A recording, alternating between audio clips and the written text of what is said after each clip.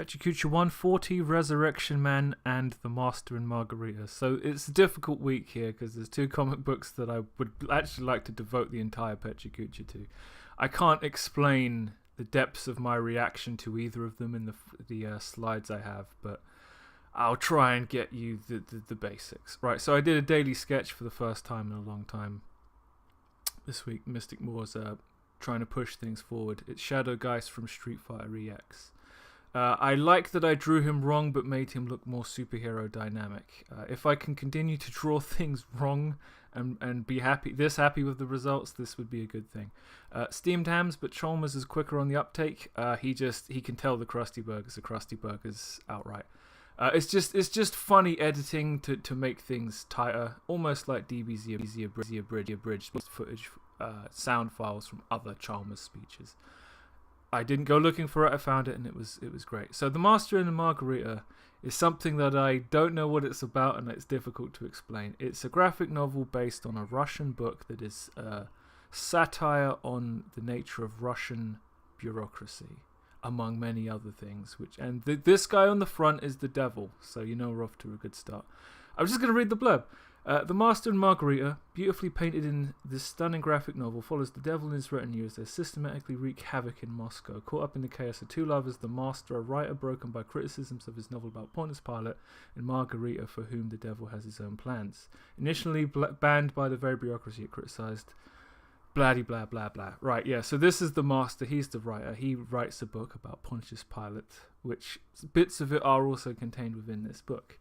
I'm not quite sure what happens to him over the course of this book because he shares that nose with a few other characters and it's not always clear who is who, and there are a lot of characters with big names.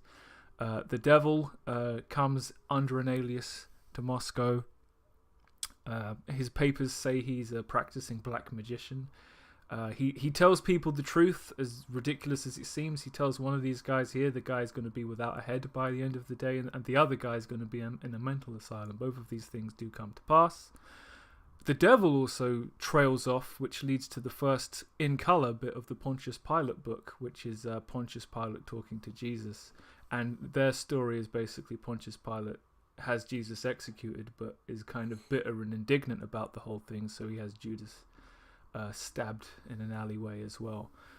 While the devil's in Moscow, he has some kind of cabaret show which involves a giant talking cat ripping a guy's head off, and a lot of people putting on clothes that don't exist so that when they leave the show they're naked and they get arrested for public indecency. What this has to do with anything I can't tell you. It was just fun while it happened.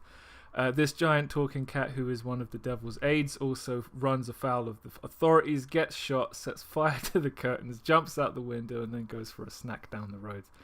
I can't tell you. I can't tell you what's going on, but you know what? Sometimes it's better this way. I declare this art. At the end, the Master and Margarita with the devil all kind of literally ride off into the sunset on horses. And it seems that God has given them permission to just be cool. Shrug. I don't know. And Pontius Pilate finally gets to go chat with Jesus. Anyway, I highly recommend, if you can find it in your library or order it, do it. And then you try and figure out what it's about. Resurrection Man, a new 52 book with a lot of potential. Basically, he's a guy, every time he dies, he comes back with a new superpower. There's a lot of places you could take a book like this. Unfortunately, it's not quite where they take them. So the guy's name is Mitch Shelley. He starts the second book, because I haven't read the first, with amnesia. He doesn't know who he is. He's trying to find out. He bumps literally into this lady who is a private investigator investigating him. And she is so obviously the love interest. It's kind of sad how they fall in love, but there's no real reason.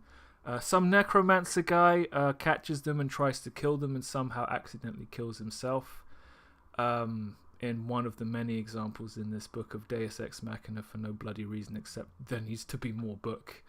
Killing a guy off in the same issue you introduce him, I guess it's a Game of Thrones reference, I don't know. The Suicide Squad shows up at the end to acquire the target. I don't know who any of them are either. This is just one of those things about DC characters. There's Superman, there's Batman, and then there's everybody else. Oh bloody dear. And at some point, Heaven and Hell both try to lay claim to Resurrection Man because they are both owed a soul. I see this and I instantly think Spawn, and I also think what where are you going with this? But again, it offers a lot of interesting things for the future. Resurrection Man finds the military base where he was created, where they strap him into a danger room thing, where he gets killed by Batman, backhanded by Darkseid, and I guess this was just so they could put him fighting the Justice League on the front cover of one of the issues. It's the highlight of the book. Someone I've heard of shows up and doesn't give a fuck. It turns out the guy behind this whole thing is actually Mitch Shelley, but the real one, and the Resurrection Man is a clone from his severed arm. So now the main character is the good guy and the bad guy, which again offers tons of potential for where you want to take the plot. The bad guy, of course, not being able to resurrect, so he wants the DNA back. Heaven and Hell show up, having promised Resurrection Man a week to find the truth. He finds the truth. He says, "You want a soul? Take Mitch Shelley, because fuck this guy." So now two of the most interesting threads have been tied to each other. I don't know where this book goes. I don't know where. I don't know. I think if it goes long enough, it could be good, but it would have been better to be a examination of some of the more obviously flawed tropes of comic books, like how easy it is for famous dudes to come back from the dead. So, Sad Clown of the Week is some of the stuff that, and it's not an exhaustive list, some of the stuff Resurrection Man may have ripped off, because God knows, there's so much stuff. So the Heaven and Hell stuff immediately made me think of Spawn, where it's done better. The military lab where all the bad guys live and where Resurrection Man is kidnapped to and taken for testing when he's put in the danger room is either from Doctor Strange or the Shadow, because the building is hidden by holograms or magic or something just in a city, and nobody can see it until it's revealed by some kind of coy trick. The Shadow did it visually in a very stunning way. And I just think Doctor Strange's house operates on the same system, although I might be wrong about that. Planetary and The Witcher 2 are both in here because this book starts with a white guy with white hair who has amnesia, doesn't know who he is, which allows you to learn as he learns, but both The Witcher 2 and Planetary do it much better, especially Planetary, because it's a major plot point. Major plot point. Terminator 2 is in here because one of the powers Resurrection Man gets when he resurrects is he literally becomes the bad guy Terminator from Terminator 2. He becomes liquid metal, and he uses it for maybe an issue and a half to cause so much trouble to the Suicide Squad. It's just unfair. The bad guy should never be at that much of a disadvantage. Dante's in there from Devil May Cry because the guy looks a lot like Dante from Devil May Cry. Is it a coincidence? It could very well be, but you know what? There's a long list of stuff that's been nicked. The X-Men is in here for so many things, it's difficult to even quantify them. This Resurrection Man plays with the idea of introducing mutants, artificial mutants to the DC universe. I can't remember what they're called, it doesn't matter. There's a fake danger room, although it's more like a psychological thing.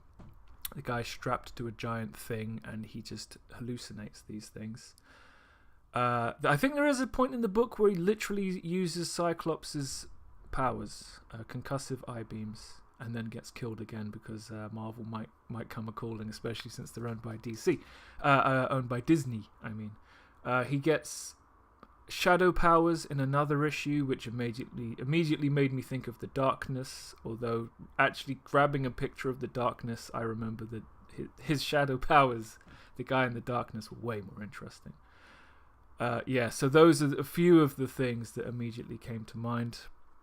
I don't even hate Resurrection Man. I think it's got so much untapped potential, but it just seems to be squandered in trying to create a shopping list of cool things that it's stolen from other things that do it better.